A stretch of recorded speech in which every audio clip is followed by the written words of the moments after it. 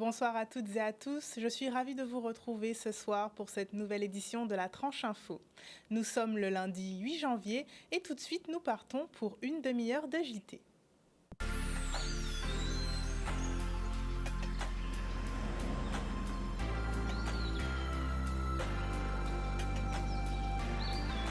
Pour ce premier week-end de l'année, les infractions à la sécurité routière relevées ont été particulièrement nombreuses.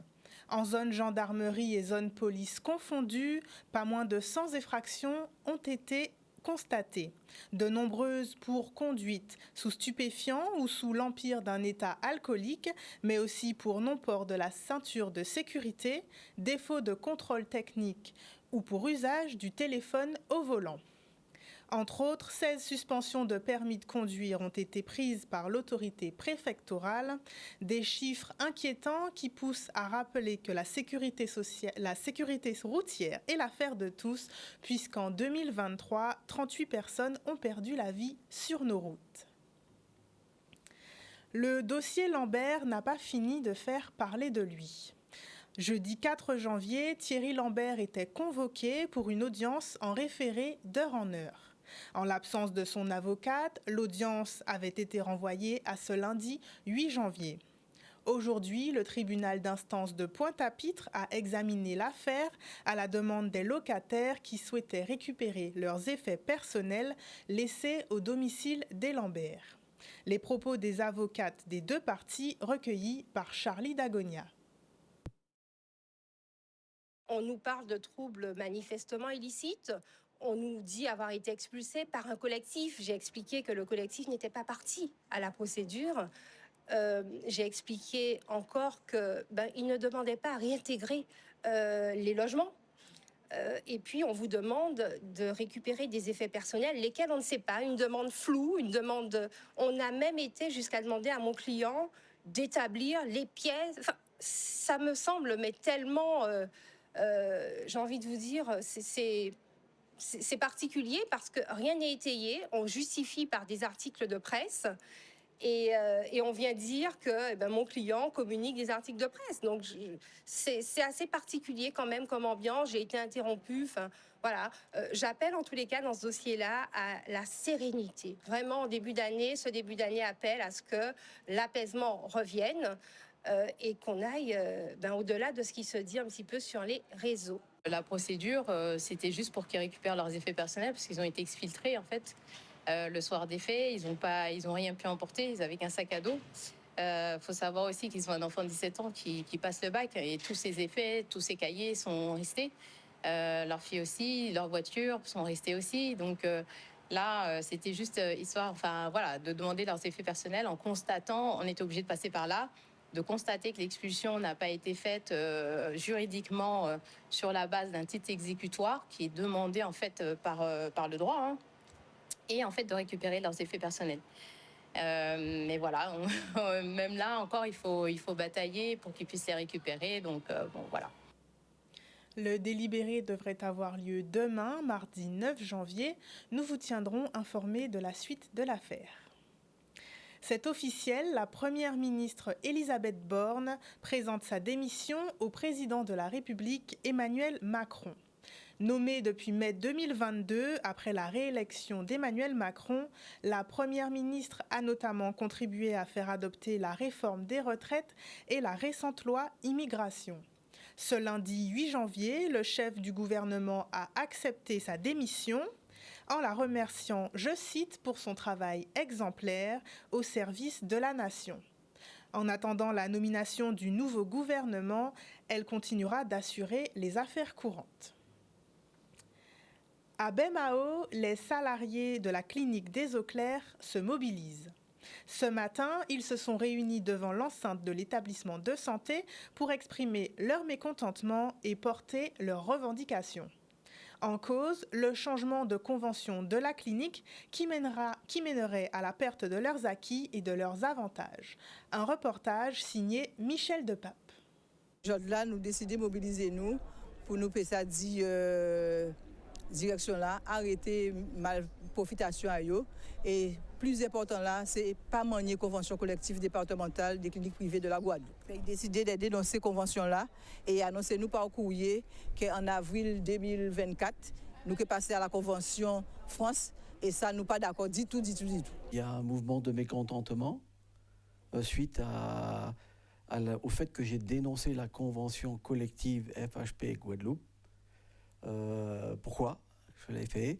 Parce qu'il y a eu un arrêté d'extension de la convention collective nationale de la santé qui englobe les départements d'outre-mer. Donc, c'est la loi, il faut qu'on l'applique. Nos revendications, elles sont tout simplement des revalorisations salariales, le recouvrement de la subrogation qui nous a été enlevé par un désaccord entre la CGSS et la clinique, des régularisations aussi antérieures liées en fait aux revalorisations non versées. Voilà, il y a tout un ensemble de choses qui reviennent en fait autour de la rémunération. Envie de dire la direction respectez-nous, respect pour salariés, parce que si nous pas travailler avec des poignées, nous n'avons pas fait l'argent. C'est la première clinique de la Guadeloupe qui a fait l'argent. Ils ont déjà dépassé chez CHU en chirurgie. Et ils ont gelé le salaire en nous à 9,51, c'est ça? À Vitameter. Si vous voulez, vous avez une convention collective aujourd'hui qui est quand même plus favorable que la nationale. Hein. Et il faut appliquer la nationale. Et si on l'appliquait telle quelle, les salariés perdraient de l'argent. Donc, je me suis engagé à ce que les salariés ne perdent ni argent, pas un euro, ni jour de congé, chômé ou férié. Et a priori, pour moi, il n'y a pas de souci particulier. Nous avons constaté que la convention collective nationale que le PDG des Eaux Claires nous propose, elle est moins disante que la convention collective de la Guadeloupe. Nous avons démontré au PDG qu'un salarié qui est en poste depuis plus de 30 ans perdait avec la convention nationale sur son départ à la retraite. Lui, il maintient que le salarié ne perd rien. Je pense qu'il ne connaît pas la jeunesse de la clinique et que c'est inadmissible qu'un salarié qui s'est épuisé puisse partir à la retraite avec un minimum de salaire. C'est pas normal. Guerre, chômage, inflation, nous le savons, l'année 2023 a été difficile pour bon nombre de Guadeloupéens au niveau économique, mais que pouvons-nous attendre de 2024 ? Francette Florimond, directrice des éditions Interentreprises, nous présente les perspectives économiques de 2024 au micro de Michel Depape. Déjà, l'année 2023 s'est terminée sur une période extrêmement morose, c'est-à-dire deux guerres, l'une en Proche-Orient, une autre en France continentale, enfin en Europe. Ça peut paraître loin pour nous, mais en fait, ça nous concerne directement parce qu'on a vu comment, sur les matières premières, sur beaucoup d'engrais, des choses agricoles, eh bien, nos agriculteurs et puis nous-mêmes sommes impactés par le prix de tout ça. Et l'année 2024 n'a pas de meilleure perspective. Bien sûr, en fin de décembre, l'inflation avait été quelque peu maîtrisée, mais on voit qu'elle repart, surtout parce qu'il y a des éléments qui vont faire qu'elle va repartir. Par exemple, depuis le 1er janvier 2024, le transport maritime est soumis à une taxe carbone, ce qui veut dire que tout ce qui va arriver dans nos territoires insulaires, leur prix va être renforcé par une taxe carbone qui est à 300 € la tonne. Et il faut savoir qu'un porte-container quand il utilise 1 tonne de fuel, il émet 3 tonnes de CO2. Ce qui veut dire que chaque nœud fait va provoquer un renchérissement d'au moins 900 € par container. On est dans une période où les choses n'iront pas forcément mieux tout de suite. Monsieur le maire a annoncé d'ailleurs qu'il doit trouver encore des millions d'euros, voire des milliards d'économies. Donc, il y aura des coupes budgétaires qui seront faites en 2024. Il les annonce également pour 2025. Et on voit que l'inflation ne mollit pas, les salaires n'augmentent pas tellement que ça. Donc, il y aura, et puis il y a de nouvelles institutions qui sont arrivées, France Travail, donc avec une nouvelle loi pour remettre toutes les personnes que l'État considère sans emploi au travail, mais surtout avec une baisse des indemnités de chômage et puis une baisse d'un certain nombre d'allocations. On va se rendre compte que les gros vont avoir des difficultés, mais il y a des capacités, des possibilités pour des entreprises bien gérées, bien sûr, de petite taille et qui répondent à un vrai service régional. Parce que la région sera le centre demain. Ce ne sera plus la Chine, etc. Non, si vous avez des choses dans votre région qui peuvent répondre à vos besoins, eh bien c'est là que ça va se passer demain. Les ESAT, établissements et services d'aide par le travail, sont nécessaires pour les travailleurs en situation de handicap qui souhaitent s'intégrer dans la société par le biais du travail. Le président de l'Association nationale des directeurs et cadres d'ESAT, Didier Rambaud, a réuni ce matin les professionnels de santé afin de présenter les changements et les mesures du plan de transformation des ESAT. Un reportage signé Charlie Dagonia. L'importance de la journée, c'est de parler du plan de transformation des ESAT qui est mis en œuvre depuis le 1er janvier 2023. Ce plan, en quelques mots, c'est augmenter le droit et le pouvoir d'agir des personnes, de travailler plus sur l'autodétermination, c'est-à-dire que chaque personne soit directrice de son projet professionnel, et puis de fluidifier les parcours. C'est-à-dire qu'on crée de plus en plus de porosité, de liens, de passerelles entre le secteur protégé, les ESAT, et le milieu ordinaire. Il y a beaucoup de choses qui vont changer puisque là, on est dans vraiment un changement assez quand même assez réel. Hein. Il en vient au niveau des travailleurs en situation de handicap. Donc, au niveau de cela, il y aura une transformation qui sera faite, qui est en cours par rapport à tous ces usagers, qui vont leur donner quand même un certain nombre de droits par rapport aux nouvelles règles qui vont sortir. Et notamment, effectivement, on va se retrouver avec demain des salariés, hein, et parce qu'ils sont en titre aujourd'hui en tant que travailleurs des ESAT, mais ce ne sont pas effectivement des salariés, mais avec ce qui vient par la suite, ça va amener des changements énormes au niveau de ces structures des ESAT en Guadeloupe et en métropole. Alors aujourd'hui, ce qui va changer pour les professionnels, c'est d'une part d'avoir des postures, des contacts qui vont être modifiés de par l'évolution du statut à venir du travailleur des ESAT. Aujourd'hui, le travailleur des ESAT est un usager du médico-social et l'orientation qui est clairement définie par la Conférence nationale handicap, c'est d'aller vers un statut d'assimilé salarié. Donc forcément, ma posture professionnelle, mes liens avec le travailleur vont évoluer. Et puis, c'est aussi de maîtriser l'ensemble des mesures qui sont contenues dans le plan de transformation, notamment quelles sont les mesures qui vont permettre d'augmenter les droits, comment je les mets en œuvre, comment je fais aussi pour accompagner le travailleur dont le projet est d'aller en milieu ordinaire. Donc là, on a des moyens, des outils, c'est de ça dont on parle, et c'est une réunion qui est extrêmement hyperactive, réactive, puisqu'on a autant de temps de questionnement de la part des professionnels qui sont là que de temps d'exposer des règles du plan de transformation.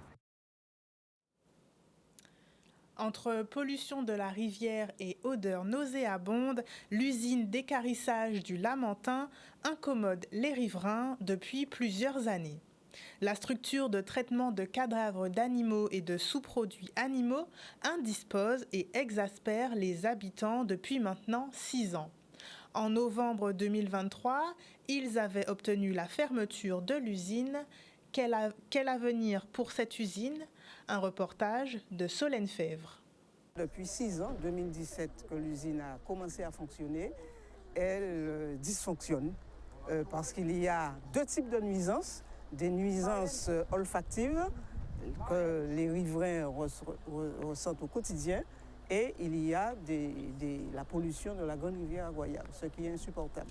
Donc nous avons posé le problème à plusieurs reprises, on ne nous a pas entendus, donc nous avons été obligés de bloquer. Des décisions ont été prises, notamment l'arrêt de l'usine et deuxièmement un audit réalisé par des auditeurs.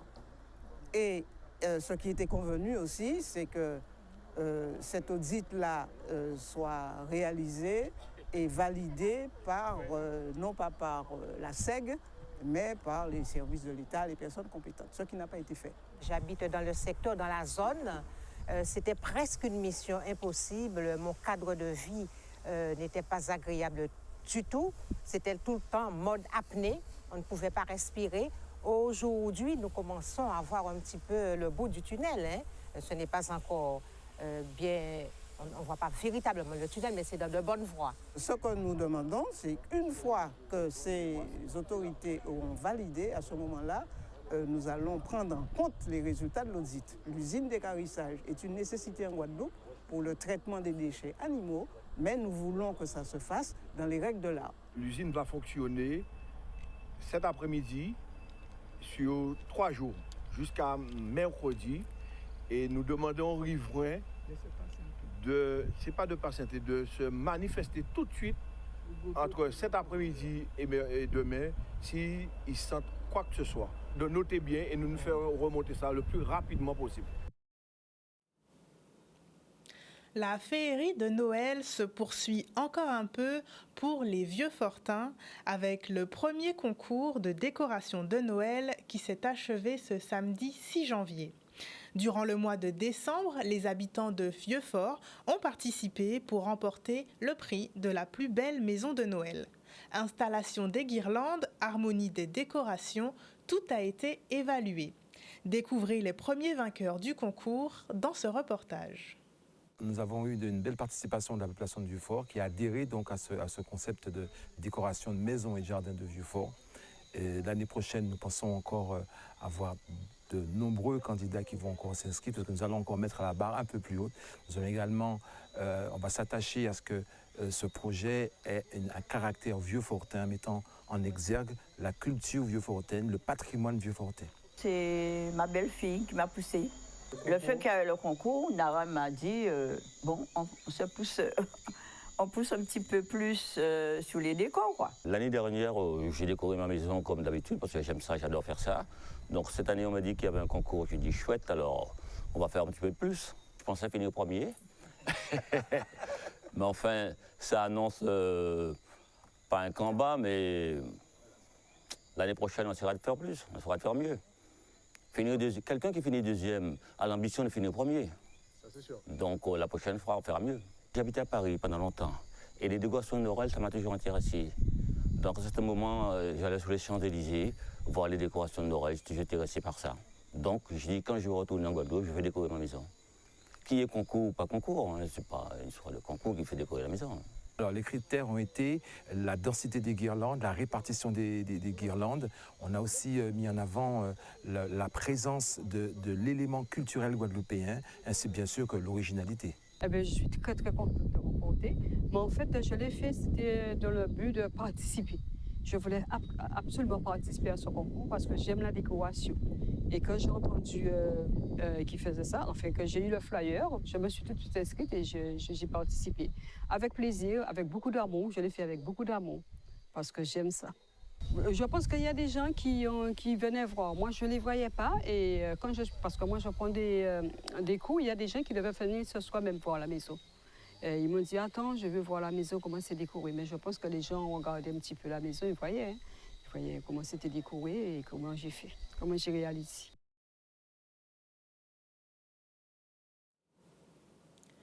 Une fois Noël passé, la saison carnavalesque 2024 est enfin lancée. Ce dimanche 7 janvier, pour la première sortie des groupes, les rues de Pointe-à-Pitre ont été prises d'assaut par les festivaliers et spectateurs venus en nombre. Groupe à Pau et Groupe à Caisse Claire ont déboulé pendant plusieurs heures pour le plus grand bonheur des amoureux du carnaval. Retour en images sur le défilé du dimanche 7 janvier à Pointe-à-Pitre, le premier de 6 semaines de festivités.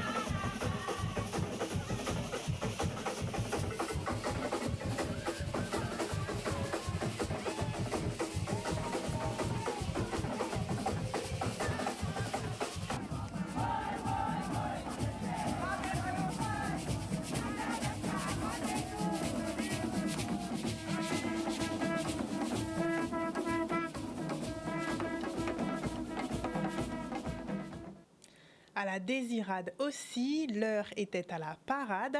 Pas moins d'une dizaine de groupes se sont réunis dans les rues de Lille pour entamer le carnaval 2024. Regardez.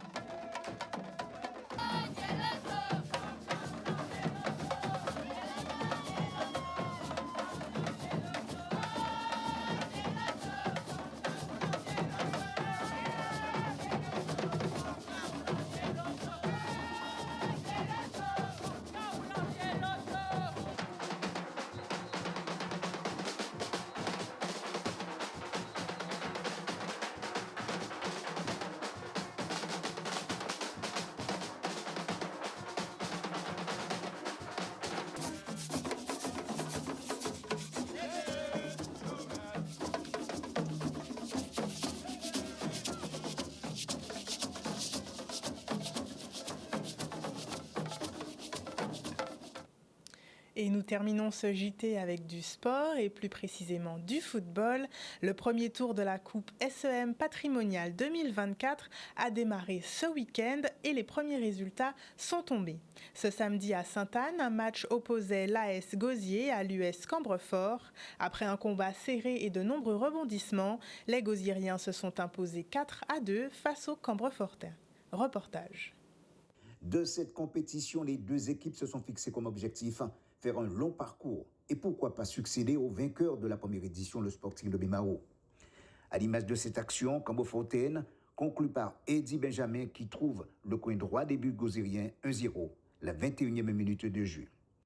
2 minutes plus tard, l'égalisation par le capitaine Jordan Catan et ce sera le score à la mi-temps. De retour des vestiaires, scénario identique, beaucoup d'engagement et un deuxième but gosérien signé Virapin, 60 minutes de jeu. Les Gosériens dominent, mais à la suite de ce coup franc capestérien, Nicolas Thiollet trompe le portier Guito. C'est l'égalisation parfaite. Et cette action sublime de Ricardo Philibert qui a permis à Jérémy Prudent de marquer le 3e but. Et le 4e avec Chrislène Joseph pour la conclusion. Une victoire importante pour les Gosériens qui s'affûtent pour les autres compétitions à venir. Nous sommes arrivés au terme de ce journal. Merci de votre fidélité. Je vous retrouve demain à 18h30 pour une nouvelle édition du JT. Excellente soirée sur Canal 10.